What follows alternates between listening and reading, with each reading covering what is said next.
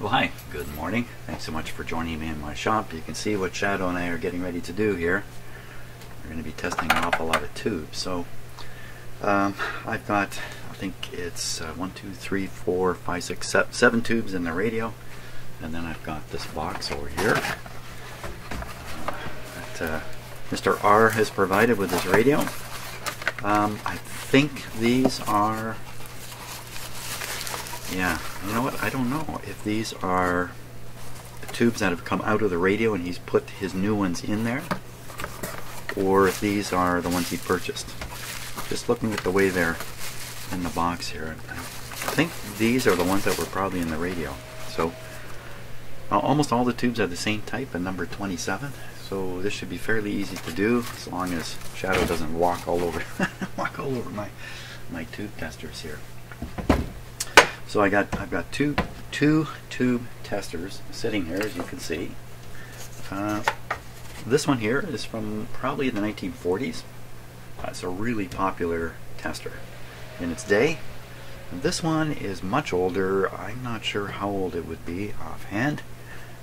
There's probably a hint on it here somewhere. Here's a hint up here. The date of this card is November 20th, 1934. So this is probably a mid-30s, slightly early 30s tube tester. And I'm going to run the tubes through both these testers. This is the one I would rely on as being able to measure mutual conductance and things like that. This one's a little more of a simpler tester, and you can see it's got the words poor and good there. And I think we'll be kind of stuck relying on the poor and the good. To some degree, these tests are go, no go, to some degree. But I can also judge the difference in the quality if I just make some notes and make some measurements, especially using the other tester over here. It should work out pretty good. I've got a nice little chart I've made, and if I just sort of I've got a whole bunch of stickers with numbers on it ready to go on the tubes as I test them, so I can keep track of all this stuff instead of trying to wing it, which is often my approach, is to wing things.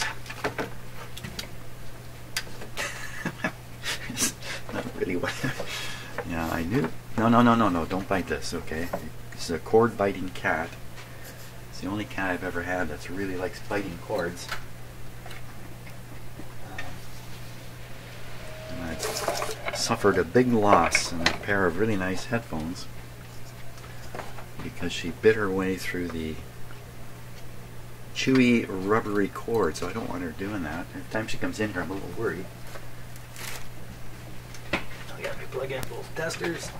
Okay, now I gotta think this through a little bit. I think I'm gonna first test a tube in here, then I will transfer it here, and I will take the second tube and put it in here. And I'll just keep shuffling them like this. As long as I make fairly good notes, I won't get confused. That's the theory, anyway. We'll see. Well, we'll see. And you're pretty good at getting confused here. So let's first get this guy set for a 27. Okay. Yeah, I'll switch cameras here. A little bit of a better view. Okay. So the number 27. Oh, there's one of my stickers stuck on me here. Number 27. Socket C. So this is socket C. I don't know if you see the C. Oh, it looks good in the camera. It's actually harder to see with my eyes. Here's the C socket for number 27.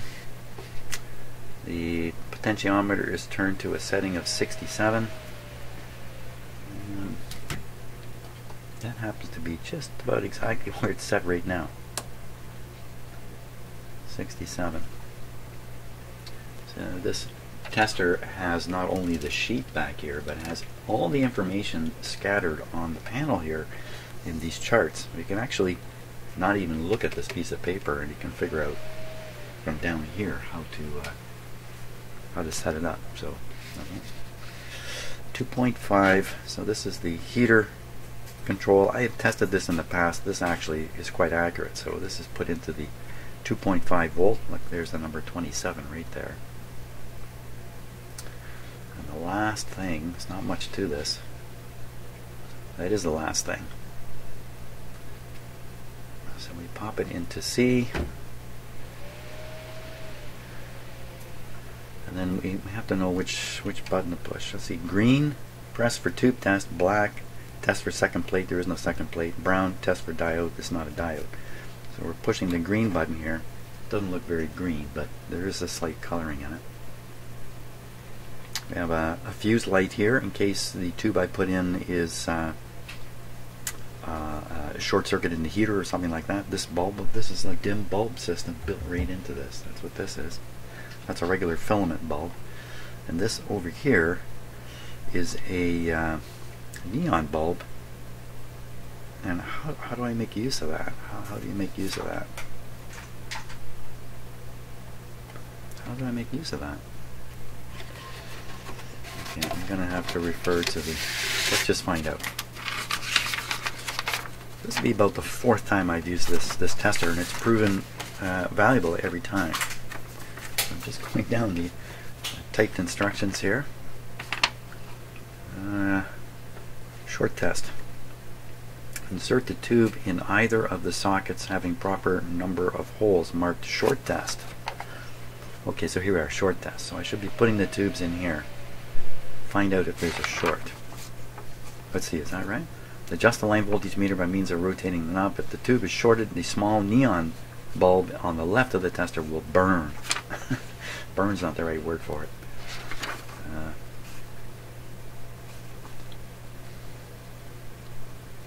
Just giving a quick read down here.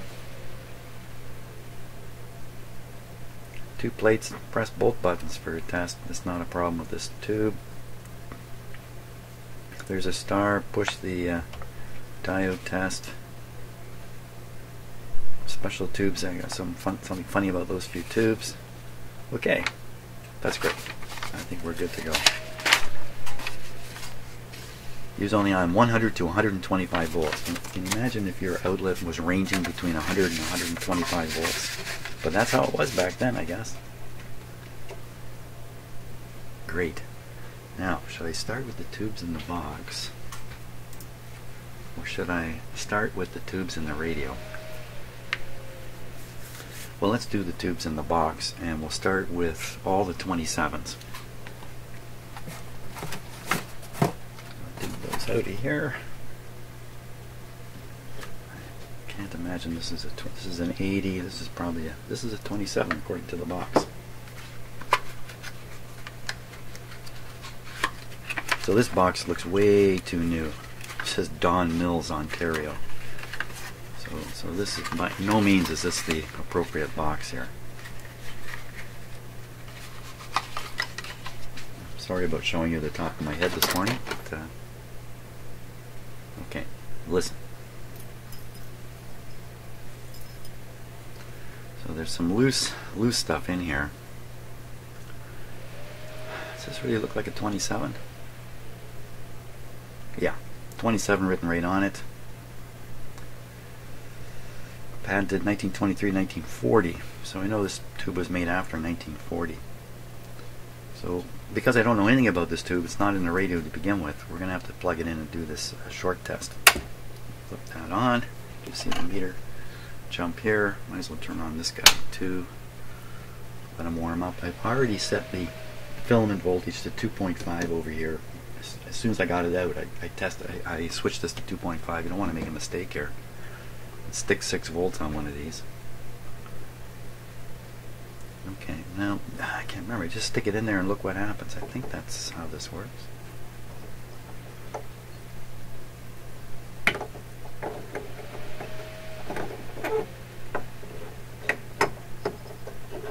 There we go.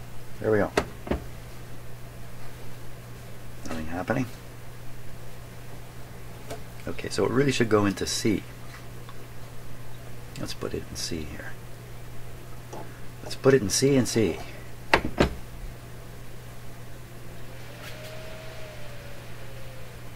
Ah, it's lighting up. So we're going to leave that there, and we're going to set up the other guy here. I don't think I've got 27 dialed in on it yet. So 27 is right here on the roll chart. 2.5 J R 3204. 3204. So on this tester, it may not be visible in the camera. Well, yeah, you can see a little bit of it. You see the word screen. So it says filament grid, plate, screen, cathode, suppressor. A lot of testers don't list that kind of stuff. Now I distracted myself enough to make a mistake. That should be at 0.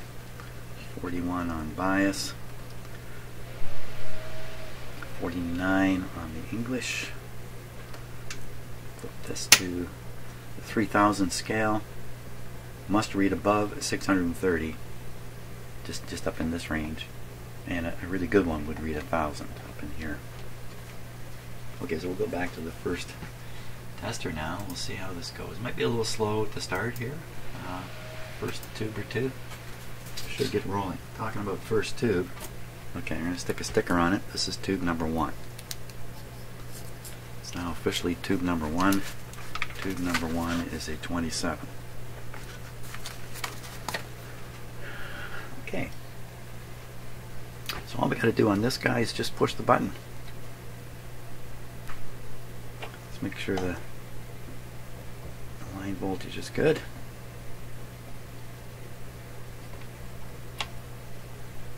And it comes right up into the good range. I'm going to write the number down.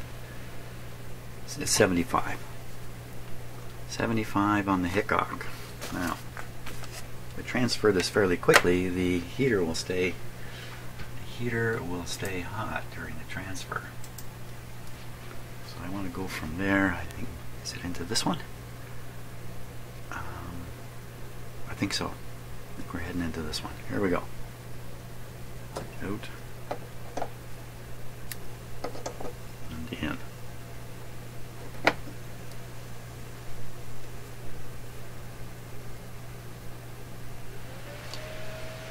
Now we'll get the next 27 for here. Grab it here. Okay, so this is 27 is style is slightly different. This one has a solid metal plate. This one has a screen for its plate. I don't know if you can see in there. Where's the camera? Can you kind of see in there? Hard to see that it's a screen, not a plate. Okay, so first into the. Yeah, if I don't make mistakes doing this, it would be a miracle. Into here. Okay, no light. Up into C.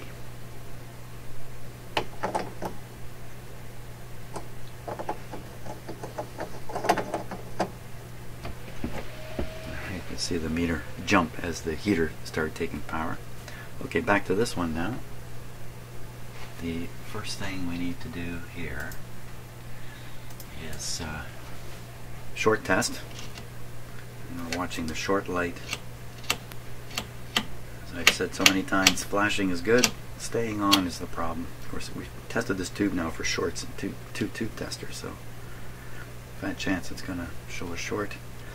Let's just check the line adjust, because I know tube testing aficionados are watching me. The line test is up here. Line test button is here. Adjustment there.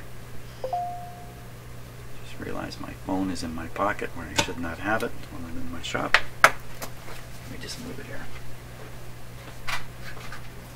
Okay. So we're ready now for a test. So this one is testing right at the bottom of the good range. I'll do a little sensitivity thing by moving the bias a bit. This gives me an idea how precise I have to have the bias setting to end up with an invalid reading. Look, I can have this off a fair bit. It's not really throw my English, same sort of thing. I gotta put it in the English setting. English, what was it supposed to be? I moved it 49. Okay, so in English it's saying it's in the replace area. Okay, so I want to get an actual reading here for comparative purposes. 600 is the number. 600. So the 600 is an actual value of micromos, and the 75 is just out of 100. Just a percentage of the full scale reading. 75% doesn't mean anything in itself. Okay, so would this tube work? It probably would. Okay, so he's out. Oh, yeah, procedure. He can stay there for now. I need a place to put the tested tubes. I need a tested tube place. Just a second here. This is a little crummy nothing to do. Okay, so I can take him out. He's done. He's out. Good. Put him over here in the retirement home for tested tubes. Now we're ready on this guy. Concentration, Jim. Well, let's give him a number. He's now officially number 2. Oh, way over 100%. Look at that. 100%. I wonder if this tester is tested so a really good tube will come to 100. Wow, that's pretty good. Tube type is 27. I'm going to put SC here for a screen style, and the other style is not a screen. What is not a screen? Call it metal. I don't know what they call it. Metal. Metal plate, screen plate. Heat test 100%. Now this would be pretty interesting in the other tester. Okay, he's out. He's in. Next tube. Yeah, this is a big number 80 rectifier tube. I don't want that. There's another 27 with a screen style. It's got numbers on it. Oh, it says 27. Looks like somebody may have marked the reading here. I can see a percent. I have no idea what they wrote. I can see the percent thing, but the number, I don't know. Okay, we will find out. First, the short test.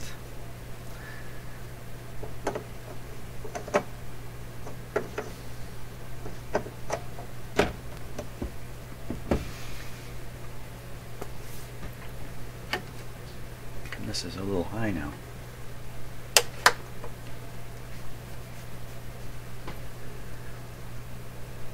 So number 2 can come out. Oh no, I gotta do them in there. Okay, we're ready now. See? Doesn't take much. Here we go. Short test. Flash is good. If it doesn't flash, that usually indicates a problem right there. Test. Well, it's the same reading as the last one. 600. Wait a minute, am I on English? No, I'm on scale. Really? I have to go back over some of these because that I am comparing these testers. Now, this tester doesn't work on the same principle as this one. This one is more an emissions tester. It just makes current flow through the tube, measures the current, and it knows. A brand new tube of this sort should give this kind of reading. This one's a little more scientific, or a little more, yeah, I guess scientific's the word. It actually puts a signal into the tube and measures its amplification, as far as I understand, and from that it can derive the mutual conductance. You see, it says dynamic mutual conductance. It says dynamic mutual conductance. So it's making a test using a dynamic signal, which I think is basically a 60 cycle hum. That's what I'm not. I mean, okay, enough said. So this guy's done. Number 2's out.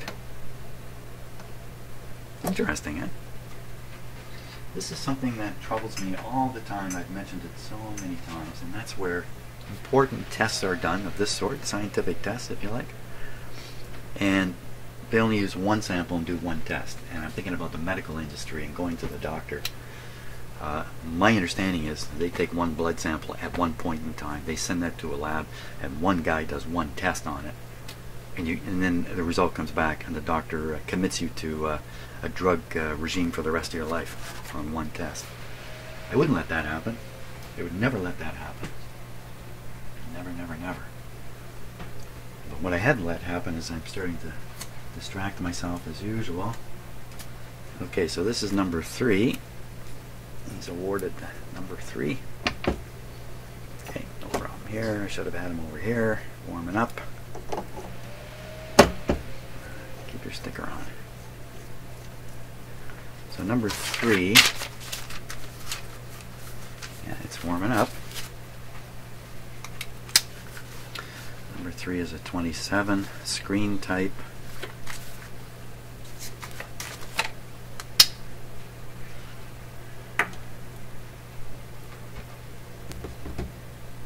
Okay, test. Oh, we got a dead zero here. Oh no, it's moving the tiniest amount. I don't know if you could see that in the camera up there. That camera's probably too far. How about this? Actually, you know what? It's getting better and better. You remember the 27 in the RCA Victor radio took forever to warm up, and this one's doing the same thing. That's a long time for a tube to warm up. Wow, I could have quickly concluded this was a dud. Look at that, it's going all the way up into the good. Just takes a long time. I wonder what it is. Oh, it's going right over. Better than good. It's into the great zone. I think that's the end of the travel of the meter. Wow, okay, there's another lesson learned and a reminder. So I'm going to give this guy 120%. Would that be right? Yeah, give him 120. I think it was going to keep climbing if it could have. Does that indicate a problem?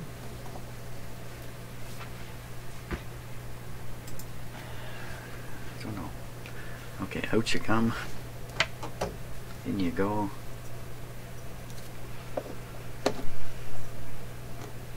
What we get, nobody knows. Next tube.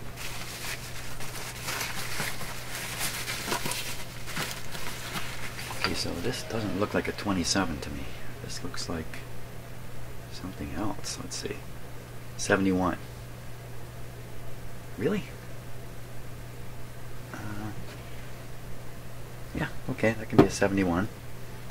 That's for later. 80. This looks like this might be a 27 here. 27. Made in Canada by who? General Electric. Now, this tube's in pretty good shape. Okay, checking for short. Nothing. Put them in, let them warm up.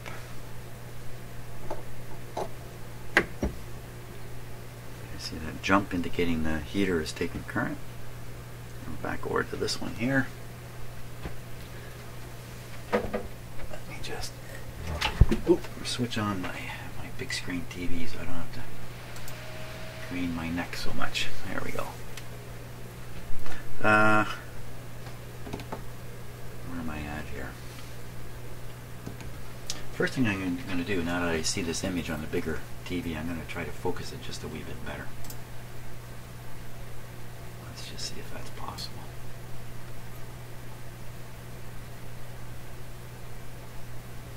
No, not really. Okay, that's as good as it can be.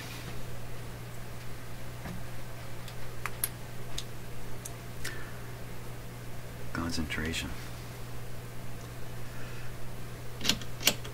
Flash and test. So this one's reading a little higher on the scale there. 500, 600, 7, 750.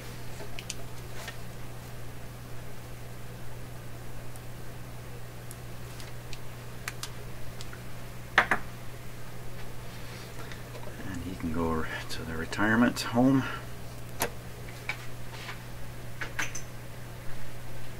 Not really a retirement home, is it? I mean, he's coming back for service. Okay, now we're back to this one. Here we go. Oh, wow! Look at that. It's just a leaping over there.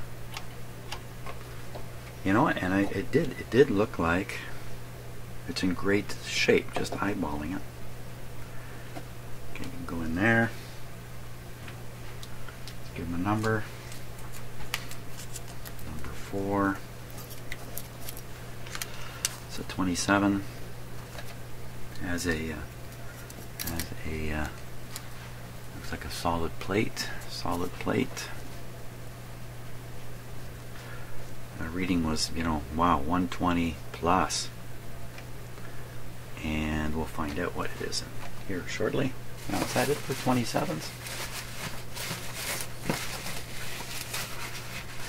That's it for 27s, coming from the box here. So now, I'll take this out of here. We're going to carry on with the 27s that are right in the radio. So we'll just take out this one. This one was in the first audio position. It's a screen type.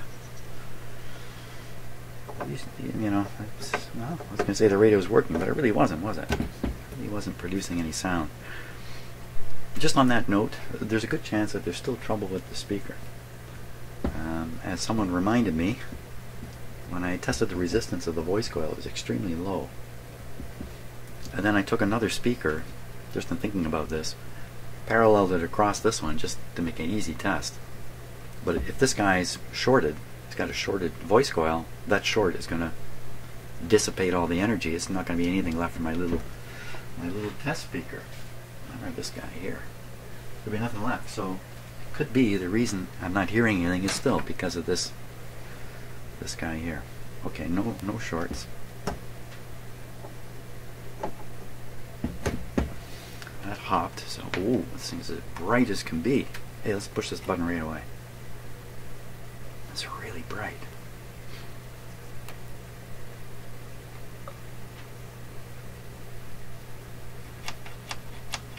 Nothing happening. Okay, so we'll let him cook.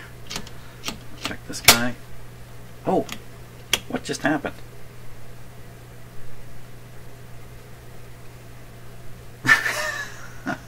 I flipped the unit off with my hand by accident. Wow. Okay, so that's the fastest repair I've ever done on anything. I didn't even feel myself touch the switch there.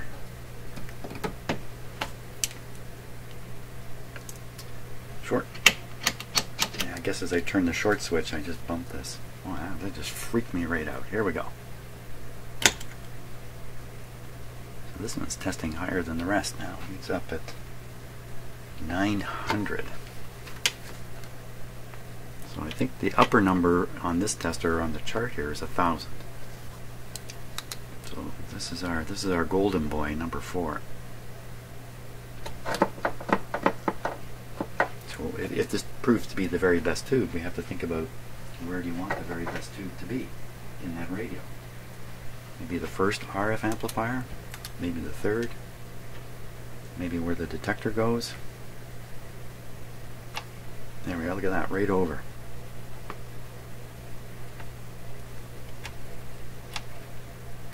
So that's like 110. So this is another 27. Give him number 5.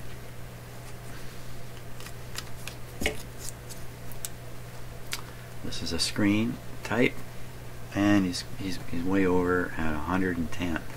Excellent. Out and in.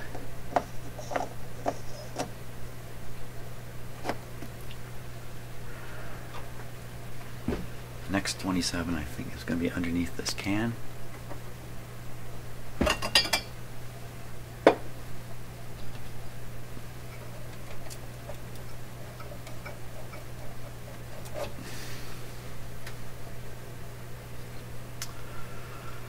National Union, made in USA, long life tube, complete renewal service for all radios. It's got a solid metal plate.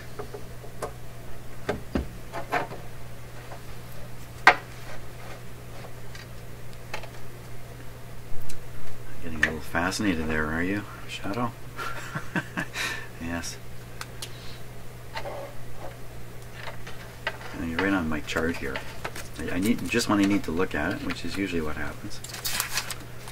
Can I get this out from under you? Okay. There we go. Okay.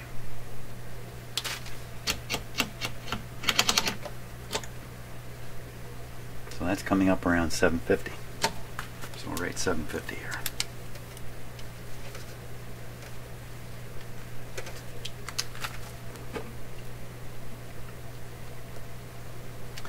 Out you come.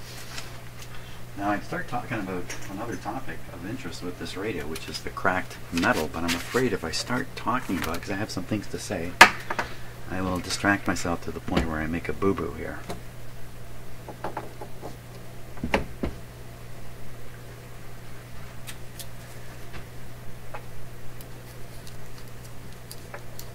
Six. Number 6. He is not a number. It's a 27. This is a plate. This is a metal plate.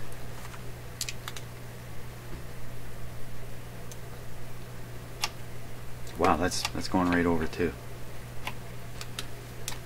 This would be a 120. Out you come. In you go. Next 27.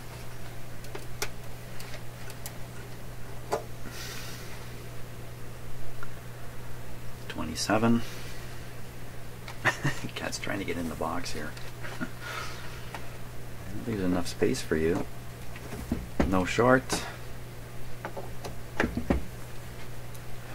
Jumping meter.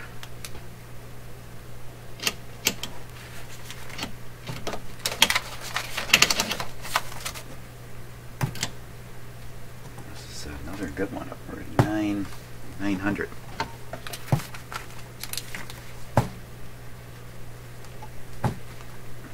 Cat has decided to eat the box.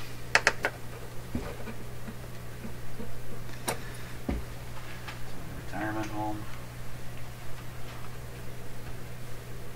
Come on. Can you just like move along? Move along. Nothing to see here. Test this guy? Yeah. No. So he gets his number. See? I'm getting distracted. His number is 7. Number 7. Still testing at 27. This is a metal. This is a fairly new one. Pushing the button right over 120. Okay, over you come. Over here. Into here. You know, you've been around a few times now, Shadow. Aren't you getting kind of bored? It's the same stuff every time around. She's gone back to the board, to the box. Now we get the next one out. Feels like the socket's a little loose. No, these tubes have all been in pretty good shape in that respect. 27. No shorts. Okay, jumped a little bit. You can see the heater. This is number 27. He gets number 8. Number 8 goes on. Ready to test this guy over here. Oh my god, stop chewing so much, cat. Short test, nothing unusual. And the highest reading yet, 950.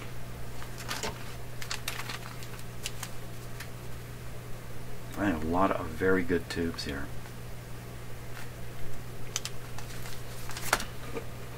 That's what we're finding. Out you come. Join your buddies. 27. It's a metal type or solid plate. Push the button. 110. Out. In.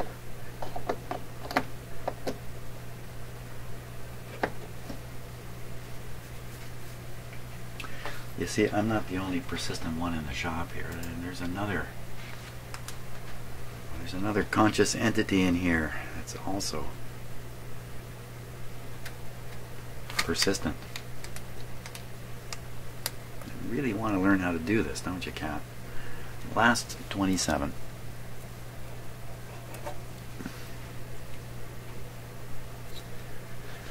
I have to imagine this is one of the older ones just from the shape of the bulb. See, with a shape like this, the parts inside are just kind of floating in space in there, in the vacuum that's inside there. But when you have one shaped like this, they're able to build a little structure here at the top that reaches out and touches the glass to give the top of the structure some stability. That's what's going on there. Of course, blowing this kind of bulb a lot easier than trying to blow this kind of shape. So it was a technical advancement in the shape of the glass bulb. No shorts.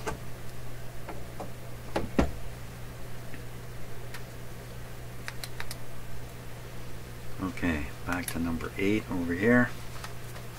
You're leaving at the right time, kitty. No shorts. Oh, it comes out low. 450. Yeah, 450. Well, that's kind of weird, isn't it? Look at this. We'll check some of these anomalies after, but 110, 750. You're up there. 110, 450. A big difference between 750 and 450. Now what the tubes do in these tube testers is what they do in these tube testers. Ultimately, it's what the tube does in the radio that is important. So even though there's some precision in these numbers, I'm writing down these values, you can see that in this device the tubes behave one way, and in this device they behave another. How much you want to bet in a radio they behave a third way. So that's why I don't take tube testing all that seriously. To me it's more a go, no-go sort of deal. Talking about go, no-go, my coffee almost went on the floor there. From Guess Who. So this 27, which is number 8, we are done with.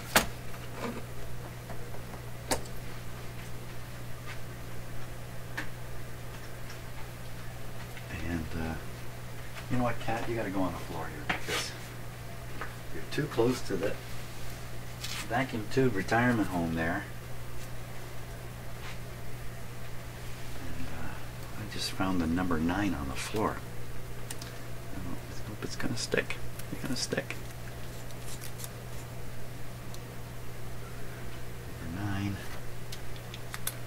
Number 9 is a 27 with a metal plate. Old.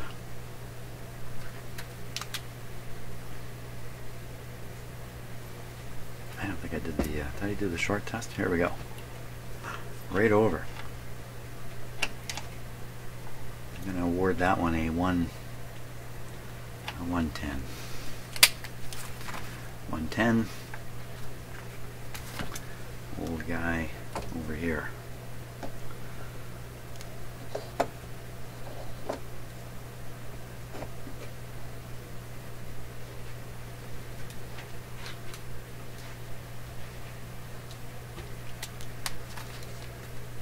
People generally think tubes are probably the problem with old radios, but no, they're not. Tubes are actually really quite reliable.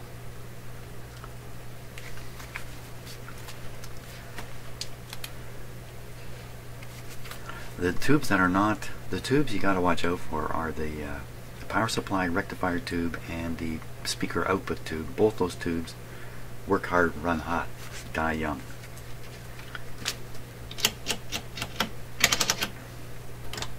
Oh.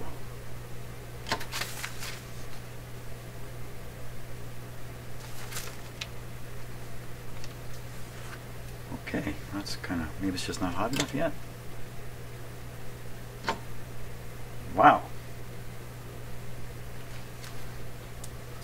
wow. The last one tested 110 on the old guy and tested 450 here. This one's 110 on the old guy and next to nothing here. Is my tube tester dying? I doubt that.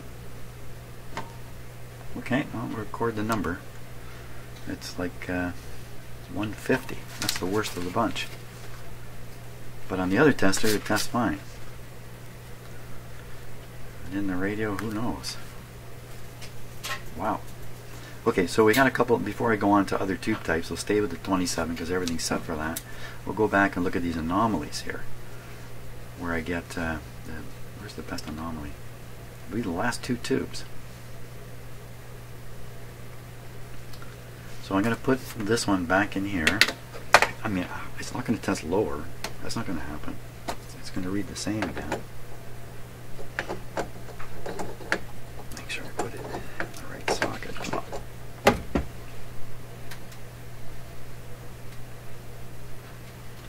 I getting my head right in the way here? Come to think of it, my head gets in the way a lot. Okay, look at that. Okay, there's no question. She's just flying.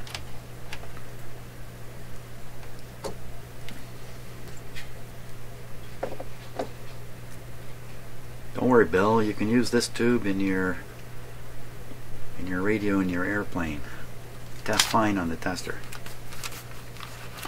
And then later, while the guy's flying, hello, hello. Can you hear me? Mayday. No one can hear me. But he said the tube was good.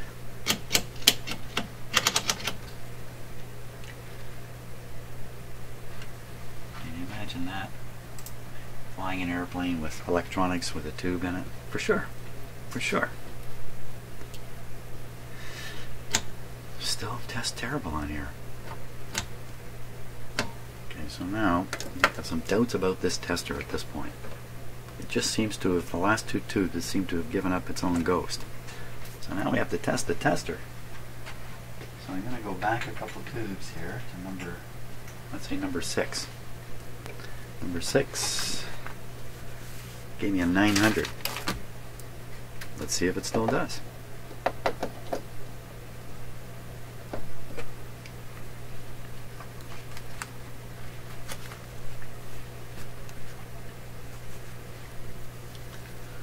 Wow, well, that's quite a lesson. I depend on either one of these testers. I will end up with a different impression of the state with those tubes.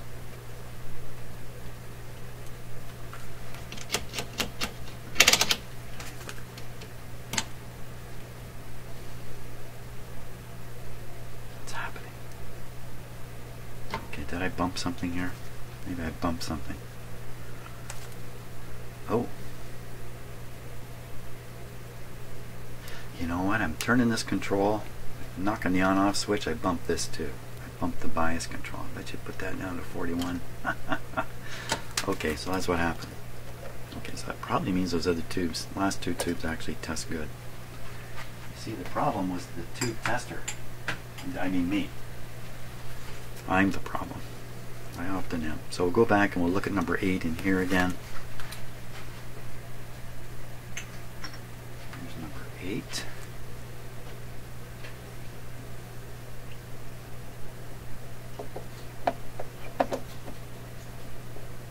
You know, this goes back to what I was saying about medical testing. Is there a guy like me in the lab doing this, and every time he does a test, he looks at the results and goes, you know what, I think I gotta do this one again? Like, does that happen?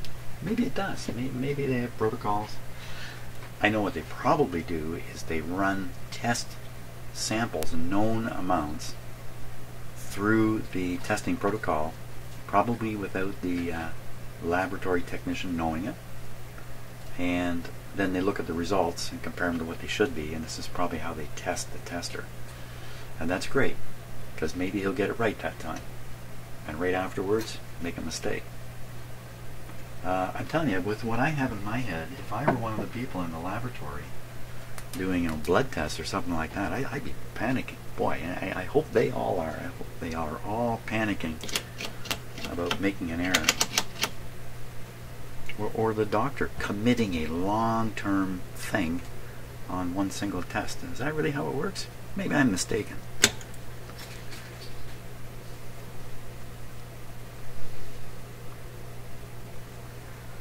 He's not coming out very good anyway. This is number 8, coming out at 700.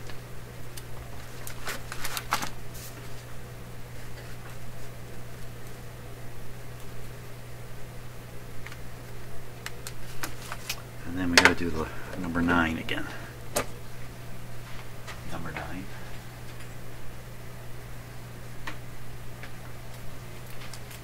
Number 9. I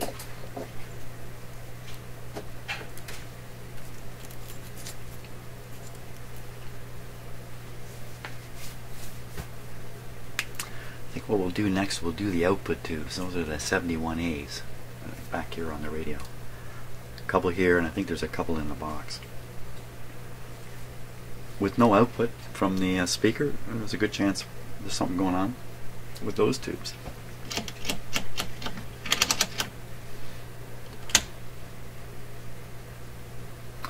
Number 9. Now, number 9 tested really low with the bias set wrong, 150. Can we be too surprised it's still low at 500?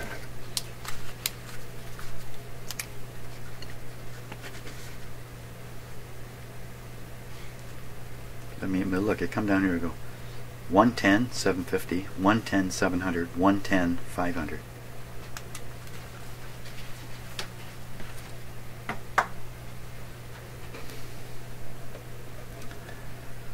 Okay, that's it for the big whack of 27s. Now, 71. I think I'll just keep the video rolling here. We're at the 45-minute mark, and see if I just can't get through all these. So we want to do a 71A. So I see 71A here. I'm going to look on the lid chart.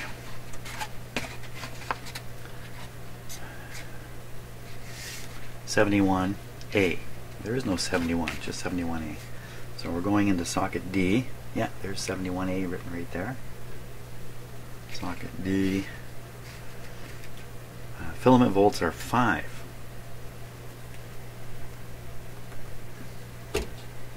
5. There's 71A written right there. And the rheostat is set to 69. 69 is just a little different than where it was. 69. You gotta wonder how good that rheostat really is. You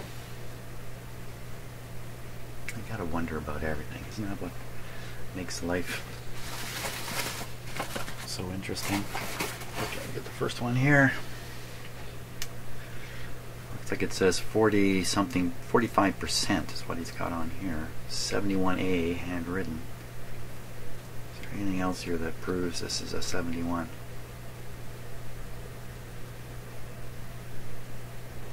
The construction inside is exactly the same as the two tubes there. There's some unusual constructions in here, so I'm quite reassured.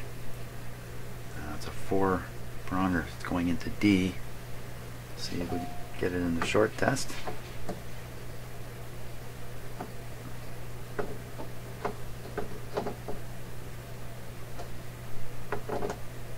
There we go.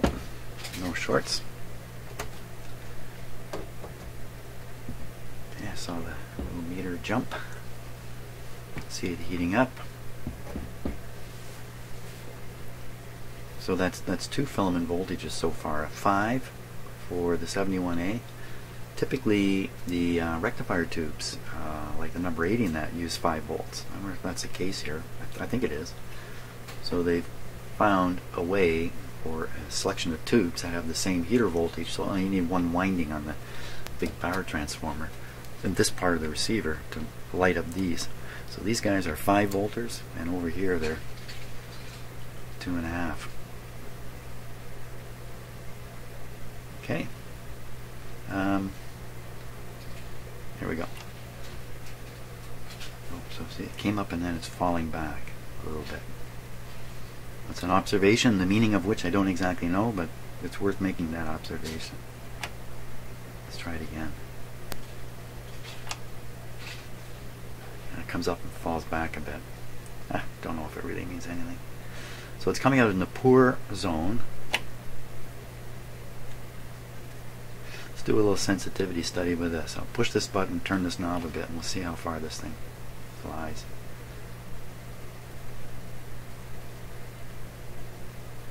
Well, you got to be a fair ways off to really throw the reading off here. So, okay, so that number is going to be I'm going to give it a 60. A 60. So this is now tube number 10. Tube number 10. Okay, so tube number 10 is a 71A. And it's coming out, what did I say? 60.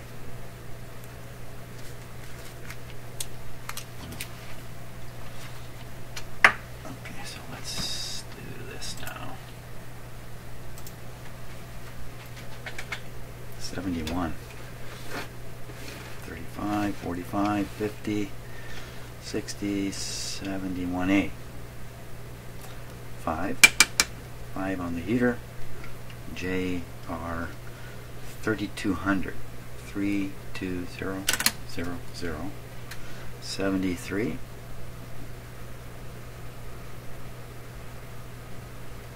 68. I never thought about it, but I guess these settings are really telling you something about how the tube's constructed. There's 0 screen, 0 suppressor, probably a triode.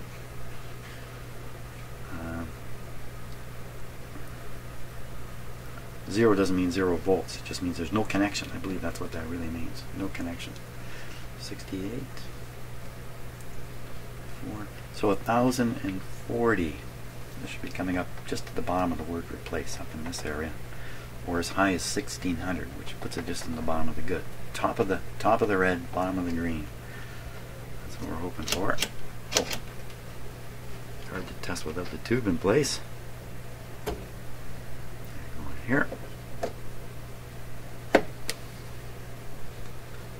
JR 3200. 73. 68.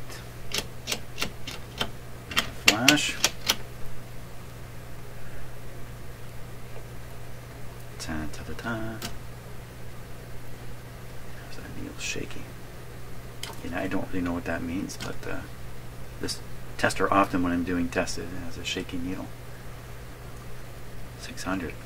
It's way down from where it should be. So that's coming in about here. 600.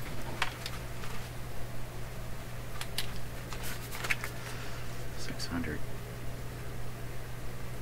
It really should be. I better write this down. I didn't for the other two. 1000 to 1600.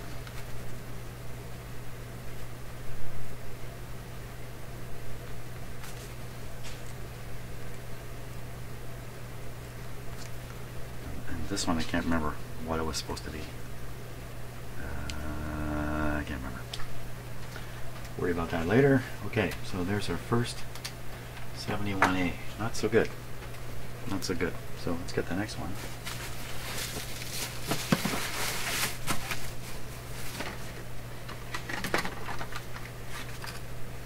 It says 80 on here.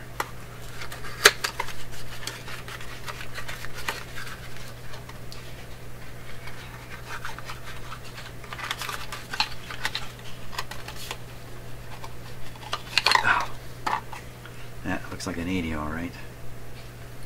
What's going on here? Somebody has glued back the glass bulb to the base. Some glue in there. Number 80 written right on the top. Okay, so we got an 80, but no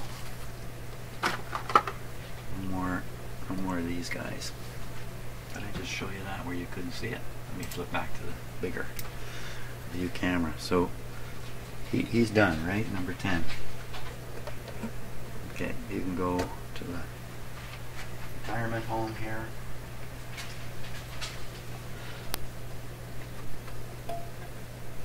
Maybe I should call that the waiting room or something. 71A. I'm sure it is. always worth looking. There's the spot, but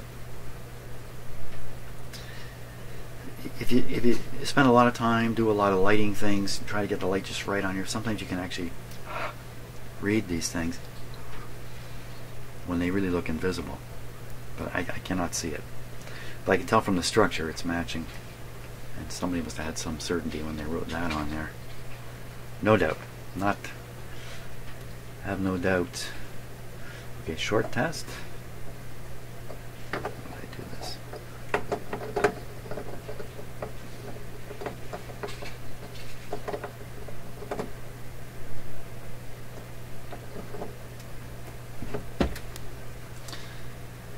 All clear.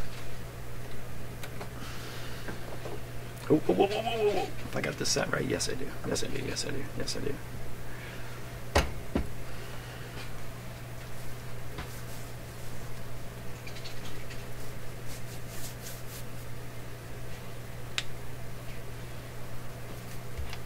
Poof, right over. So in this case we're getting like 110 there. So this guy will get number 11.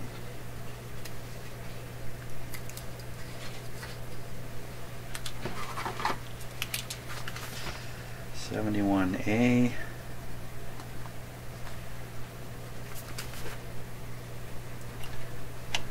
$110.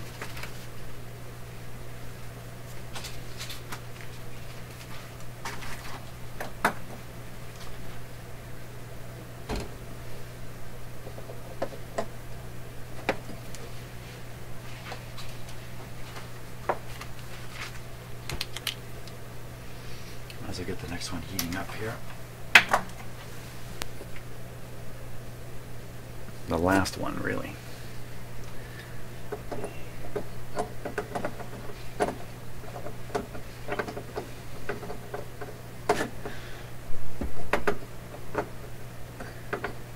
Don't force anything. There we go. No short.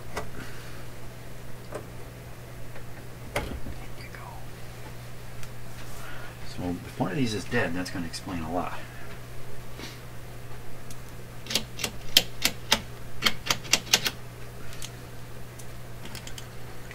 Nothing dead about that too. So top reading is 16. 16 is just up here.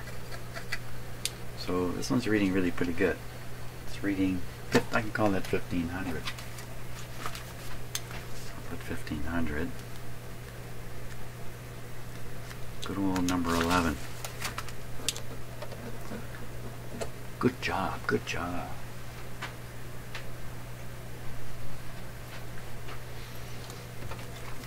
And now number 12. I only made 15 stickers ahead of time here. I'm going to have to make some more. So we're at 12. 71A. These are the radios, so I'm going to write radio in here. Radio, came out of the radio. Should have done that with these, but actually I know which ones came out of the radio. The last ones. Radio. Okay, so it's up to this guy to fail to explain the problem in the radio. Will he fail? No, he's not failing. It's got that drifting downwards characteristic to it, though. It's still, you know, it's still above 90. So we're going to call that one 90.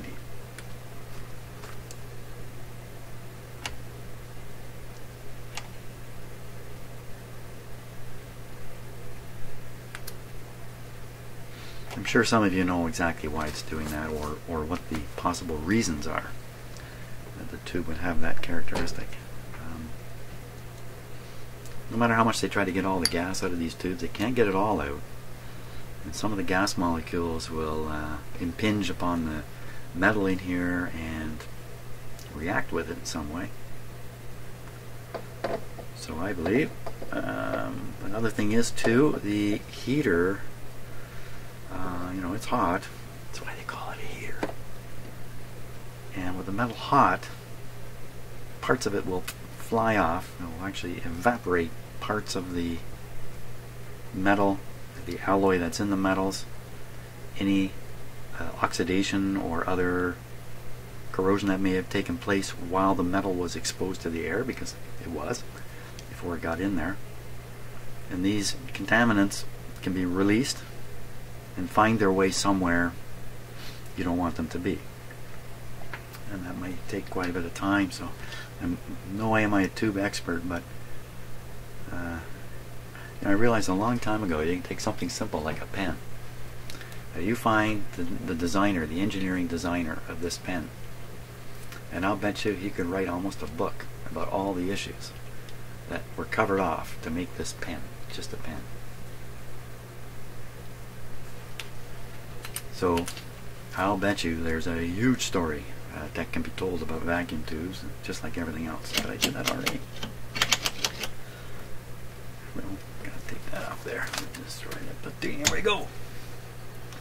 Well, it's less than the other one. Now, did I bump anything here? 73. No, everything's good. So that guy is reading 1300. 1300 is still in the middle of the range that this tester suggests. So the other one was like new. So the 371As, we got a 600, 15, and the 13.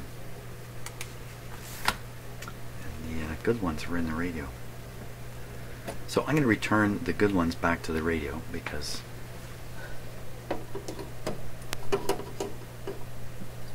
for obvious reasons.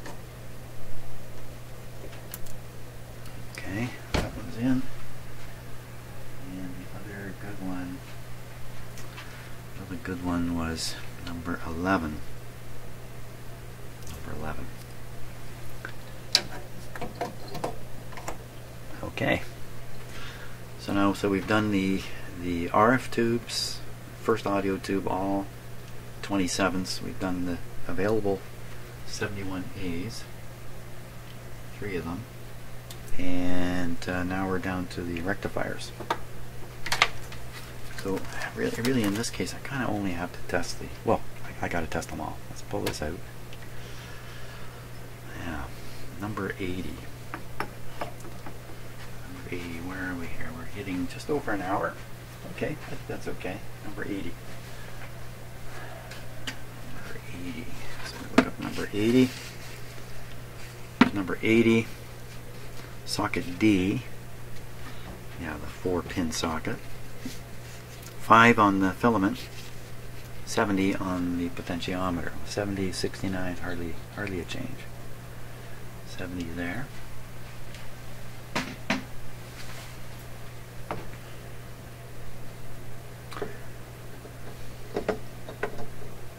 So as these tubes wear out, as I understand it, they get a bigger and bigger voltage drop across themselves. That's robbing the receiver of some B+ voltage. It's okay.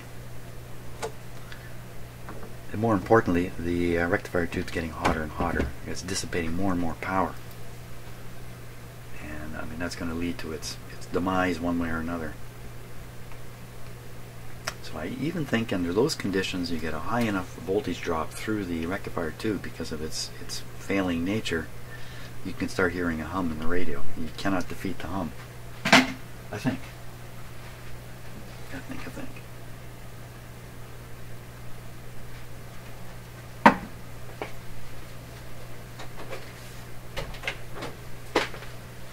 Okie dokie.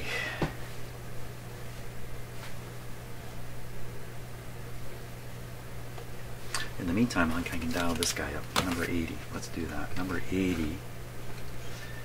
So there's 2 settings. 5. JR. Got to get those right. 03000. 03000. 20. Press P3. So I don't press this one. I press P3, the rectifier button. And then all it's got to do is get think all it's got to do is get above this diode's OK line. When we get there. Okay, so coming back to this guy, I think I just got to push the button. Wait a minute. Number 80 may be a different button here. Whoa, whoa, whoa. Whoa, whoa, whoa, whoa, whoa.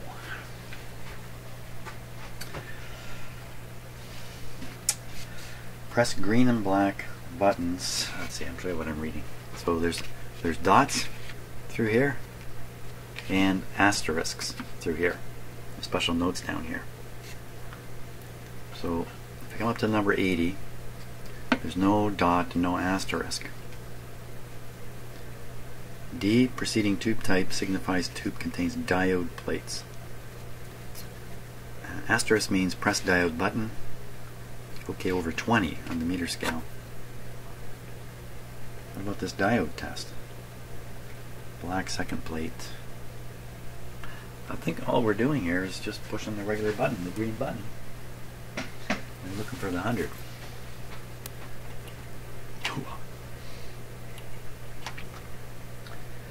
Now there's actually two tubes in one inside here. There's two structures in here, and they can be tested separately. This tester is testing them together, which is what a cheaper emission style tester would do. They just know this tube plugged into this tester under this test should show a certain number here. It's not actually kind of measuring the tube. It's really not what's going on here with this one. Okay, this guy will measure it. So over we go.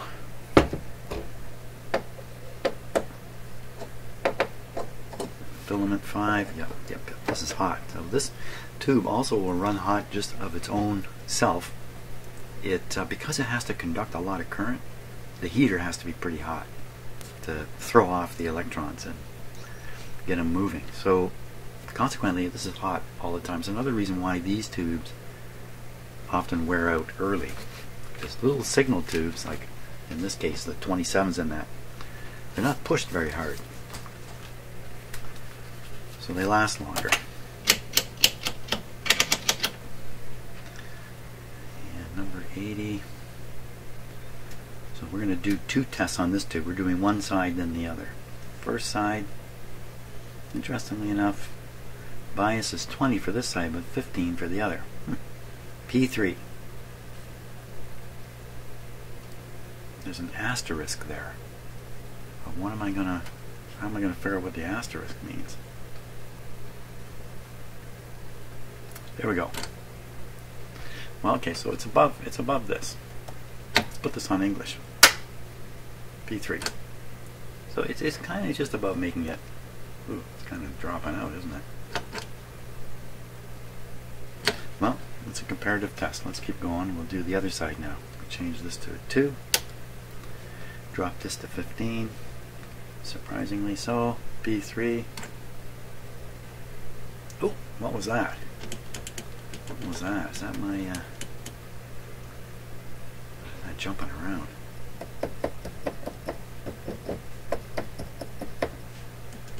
Who's jumping around here?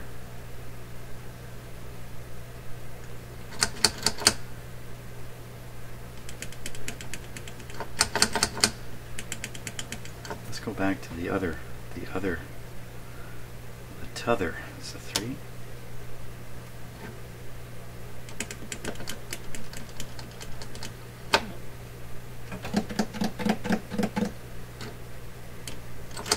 I think it's a tester problem here.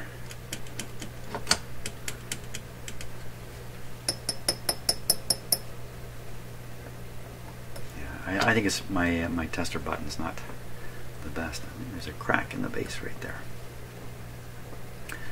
So what do we get? What do we get? I got on here, back to the measurement scale. The reading is 900 there. 3 and 2. Oh, wait a minute. 23. 23. Oh, look at that. Is it this guy here that's dirty? No. Okay, we're still getting about the same thing. About 900.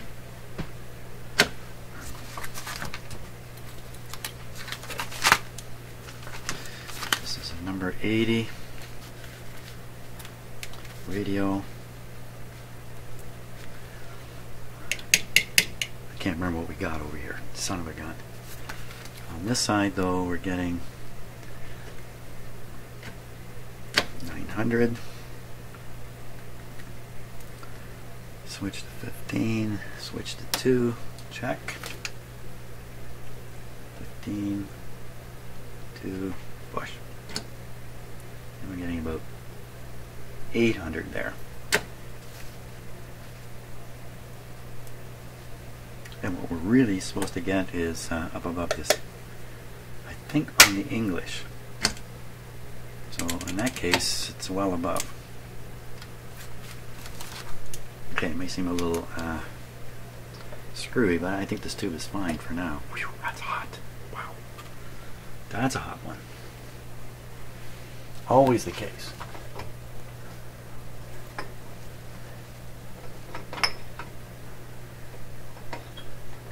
There we go. Wow, it was hot. Okay, where are we at here? Another one. Number 80 right on the top. I didn't award him his number, did I? No, there's his number. 15, this is number 14. I'm getting bored. Everybody's getting bored. Keep it exciting. What have I got wrong here? Nothing. So test for shorts. This is a tube out of a box. Okay, swing.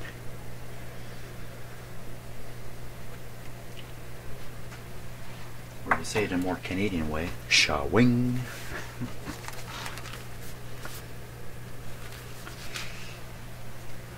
This is tube number 14. It's a number 80. It's from the box.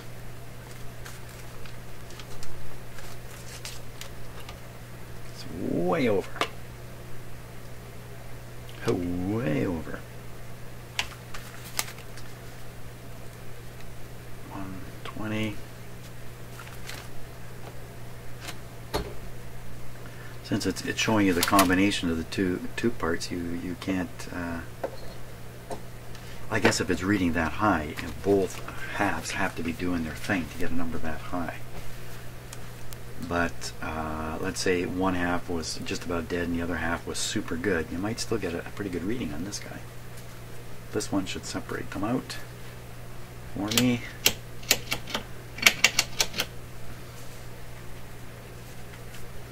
So we are currently on the second group, I think. It's the 15 and the 2.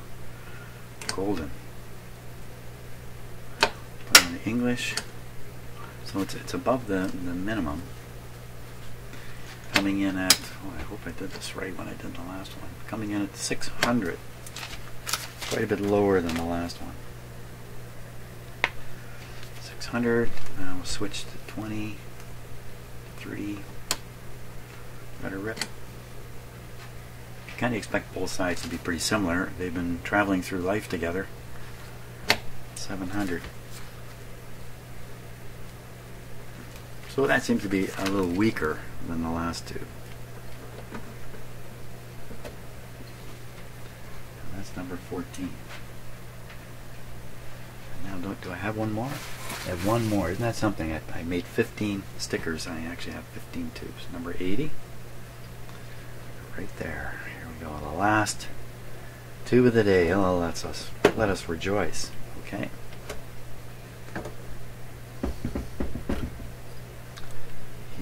Heater's good.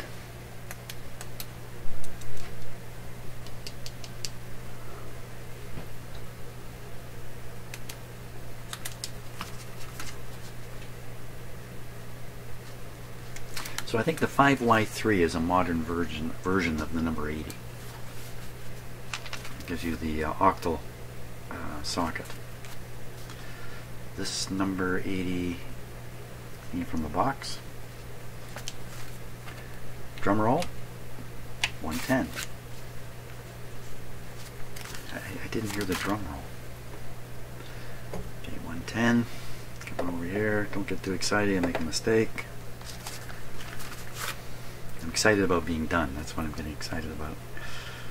So, shorts.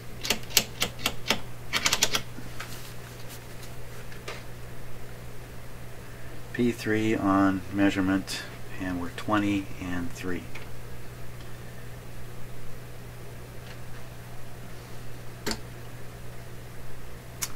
Put on English here.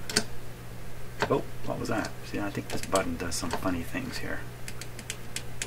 Hopefully that's the correct reading and not that wild high thing. I'm sure that's the correct reading. So we're on 900. Similar to the first tube. 900. Now we change this to a 2, change that to 15.